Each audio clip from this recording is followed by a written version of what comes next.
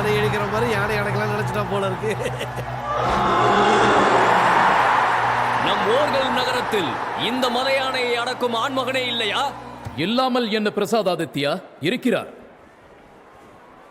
இளவரசர் ருத்ரதேவன் இருக்கின்ற சங்கதியை நீ மறந்தாலும் நாங்கள் மறக்கவில்லை.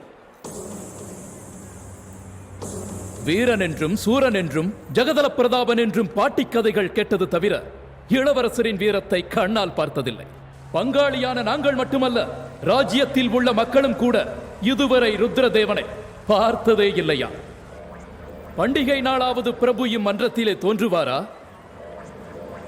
இளவரசரின் அற்புத தரிசனம் எங்களுக்கு கிடைக்குமா?